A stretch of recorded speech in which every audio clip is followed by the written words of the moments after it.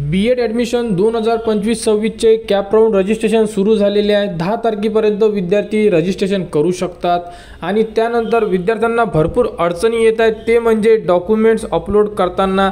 कारण त्यांना हे कळत नाही आहे की डॉक्युमेंट्स कसे अपलोड करायचे। या संदर्भात भरपूर साऱ्या विद्यार्थ्यांनी कमेंट्स केलेले आहे की सर डॉक्युमेंट्स अपलोडबद्दल एक व्हिडिओ बनवा। तर त्या विद्यार्थ्यांसाठी हा व्हिडिओ बनवण्यात येत आहे, कारण तुमच्या फॉर्ममध्ये ऑनलाईन फॉर्म व्हेरिफिकेशनमध्ये त्रुट्यासुद्धा येणे सुरू झालेलं आहे। तुम्ही डॉक्युमेंटमध्ये जर काही कमी जास्त अपलोड केलेले असेल तर तुमचा फॉर्म त्रुटीमध्ये वापस आलेला आहे। तुम्ही तो फॉर्म चेक करा, त्रुटी पूर्ण करा। आपल्याजवळ त्रुटीचा फॉर्म आल्यानंतर तुम्हाला त्याबद्दलची संपूर्ण माहिती आपल्या चॅनलवर देण्यात येणार। तर सर्वप्रथम विद्यार्थ्यांनी डॉक्युमेंट्सबद्दल जी माहिती आहे ती आपण या व्हिडिओमध्ये बघणार आहे। तर बघू शकता लास्टमध्ये तुम्हाला अशा प्रकारे एक पेज येत असेल ज्यामध्ये तुम्हाला डॉक्युमेंट्स अपलोड करायचे आहे। तर कास्टनुसार यामध्ये डॉक्युमेंट्स कमी जास्त होणार। जर SC कॅन्डिडेट असेल, ST कॅन्डिडेट असेल तर त्या विद्यार्थ्यांना नॉन क्रिमिलियरचं ऑप्शन येणार नाही। OBC VJND म्हणजे जेही विद्यार्थी असेल त्यांना नॉन क्रिमिलियरचं ऑप्शन येणार। ओपन कॅन्डिडेट असेल, EWS असेल त्यांना caste certificate, caste validity, non creamy layer या प्रकारे ऑप्शन येणार नाही आहे। तर या फॉर्ममध्ये आपण OBC कॅन्डिडेटने जो फॉर्म भरलेला आहे त्याला कशा प्रकारे ऑप्शन आलेले आहे त्या प्रकारे तुम्ही सुद्धा तुमच्या लॉगिनमध्ये चेक करू शकता की नेमके अशा प्रकारे तुम्हाला ऑप्शन येणार असेल तर तुम्ही डॉक्युमेंट्स कसे अपलोड करायचे। तर सर्वप्रथम विद्यार्थ्यांनी जो रजिस्ट्रेशन फॉर्म फिल करायचा आहे त्याबद्दलचा प्रॉपर व्हिडिओ या व्हिडिओच्या डिस्क्रिप्शनमध्ये दिलेला आहे। तो व्हिडिओ बघून तुम्ही तुमचे रजिस्ट्रेशन करू शकता। त्यामध्ये संपूर्ण डिटेल्समध्ये जी माहिती आहे ही त्या व्हिडिओमध्ये दिलेली आहे। तो व्हिडिओ बघा आणि त्या प्रकारे तुम्ही तुमचे रजिस्ट्रेशन करू शकता। कोणतीही अडचण आली तुम्ही कमेंट्स करा, कमेंट्सवर संपूर्ण माहिती देणे सुरू आहे। तर सर्वप्रथम बघू शकता विद्यार्थ्यांना लागणार आहे त्यांचा CETचा फॉर्म। CETचा फॉर्म कोणता, जो तुम्ही स्टार्टिंगला म्हणजे फर्स्ट टाइम तुम्ही जो फॉर्म भरलेला होता तो फॉर्म तुम्हाला इथे अपलोड करायचा आहे। जर तुमच्याकडे त्या फॉर्मची प्रिंट असेल तर तो फॉर्म तुम्ही स्कॅन करून अपलोड करू शकता, किंवा या व्हिडिओच्या डिस्क्रिप्शनमध्ये फॉर्म डाउनलोड कसा करायचा, स्कोर कार्ड डाउनलोड कसे करायचे या संदर्भात माहिती दिलेली आहे। तुम्ही लॉग इन करून तुमचे स्कोर कार्ड, तुमचा ॲप्लिकेशन फॉर्म तुम्ही PDF स्वरूपामध्ये डाउनलोड करू शकता। म्हणजे तुम्हाला स्कॅन करायची सुद्धा गरज नाही आहे। डायरेक्टली PDF सेव्ह करा आणि डायरेक्टली इथे तुम्ही अपलोड करू शकता। म्हणजे 2 डॉक्युमेंटचा प्रॉब्लेम तुमचा सॉल्व्ह झालेला आहे। त्यानंतर तुम्हाला लागणार आहे डोमिसाईल सर्टिफिकेट। आता भरपूर सारे विद्यार्थी असे की कमेंटसुद्धा केलेले आहे की आमच्याकडे डोमिसाईल सर्टिफिकेट नाही आहे। काही घाबरण्याचं कारण नाही, यामध्ये ऑप्शन आहे बघा।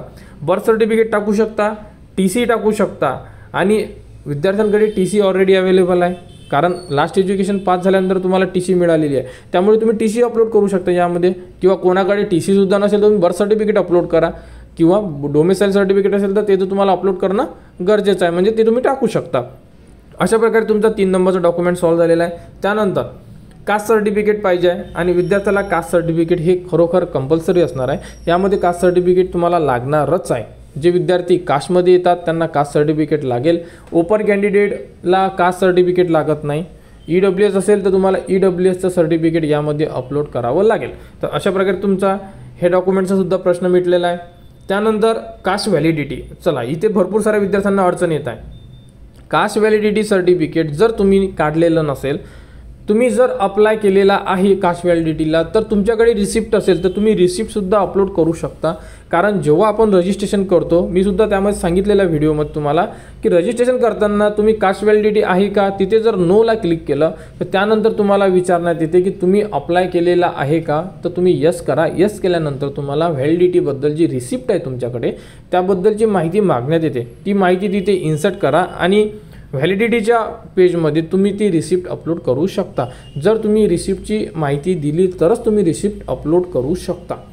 त्यानंतर नॉन क्रिमिलियर, तर नॉन क्रिमिलियर विद्यार्थ्यांनी चेक करा की 31 मार्च 2026 पर्यंत ते व्हॅलिड आहे का, कारण भरपूर साऱ्या विद्यार्थ्यांचे जे नॉन क्रिमिलियर आहे हे 2025 मध्ये एक्सपायर झालेले आहे। ते नॉन क्रिमिलियर तुम्हाला चालणार नाही आहे। त्यामुळे एकदा चेक करा की नॉन क्रिमिलियर व्हॅलिड आहे का, असेल तर तुम्हाला ते नॉन क्रिमिलियर इथे अपलोड करायचं आहे। जे विद्यार्थ्यांना लागत आहे, SC ST कॅन्डिडेटला नॉन क्रिमिलियर लागत नाही। तर यामध्ये एक विद्यार्थ्यांना अपडेट द्यायची बाकी राहिलेली होती, ती सुद्धा आपण या व्हिडिओमध्ये बघणार आहे। तर बघू शकता जेव्हा तुम्ही डॉक्युमेंट्स अपलोड करणार ना, तेव्हा तुम्हाला विचारण्यात येत आहे की तुमच्या डॉक्युमेंट्सवर बारकोड आहे का।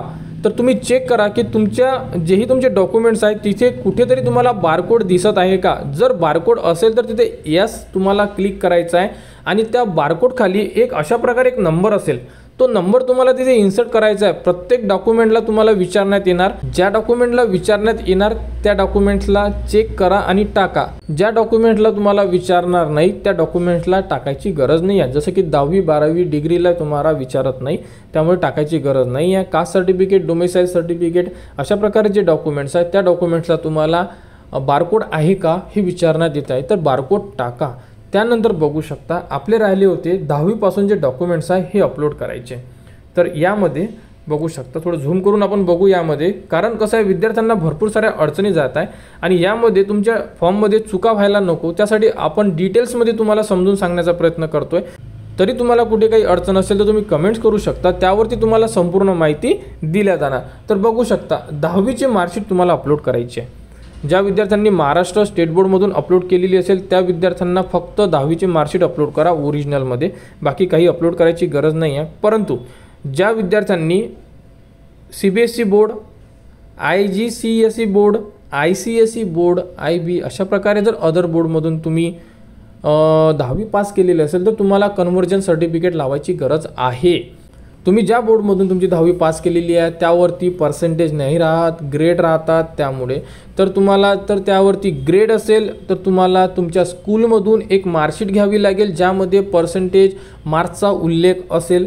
त्यासोबत तुम्हाला कन्व्हर्जन सर्टिफिकेट ॲड करावं लागेल, त्यामध्ये तुमचे सिग्नेचर. कन्व्हर्जन सर्टिफिकेट साईटवर उपलब्ध आहे. जर तुम्ही कन्व्हर्जन सर्टिफिकेटचा जर आपला व्हिडिओ बघितला तर मी कसे डाउनलोड करायचे हे सुद्धा सांगितलेलं आहे. साईटवर ब्राउचर असं एक ऑप्शन दिलेलं आहे, त्यामध्ये डाउनलोडचं ऑप्शन दिलेलं आहे. आणि यामध्ये अजून एक असं होतं की 10वी ज्या विद्यार्थ्यांनी फर्स्ट अटेम्प्टमध्ये पास झालेली असेल त्या विद्यार्थ्यांना फक्त 10वीची मार्कशीट अपलोड करायची आहे. परंतु ज्या विद्यार्थ्यांनी 10वी 1-2 वेळा दिलेली आहे, कोणाचा इंग्लिश बॅक येतो, कोणाचा मॅथ्स बॅक येतो, अशा प्रकारे जर तुम्ही 1-2 मार्कशीट असेल तर त्या संपूर्ण मार्कशीट तुम्हाला एकत्र करून त्यासोबत मल्टिपल अटेम्प्ट ते सुद्धा एक कन्व्हर्जन सर्टिफिकेट आहे, हे सुद्धा तुम्हाला अपलोड करायचं आहे. सेम तसंच तुम्हाला 12वी सोबत सुद्धा करायचं आहे.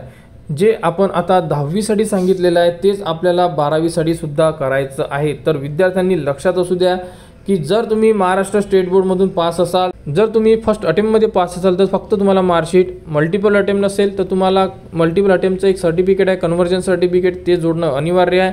अदर बोर्ड असेल महाराष्ट्र बोर्ड सोडून तर तुम्हाला कन्व्हर्जन सर्टिफिकेट लावणं गरजेचं आहे संपूर्ण विद्यार्थ्यांना, कारण की त्यावरती मार्क्स नसतात म्हणून.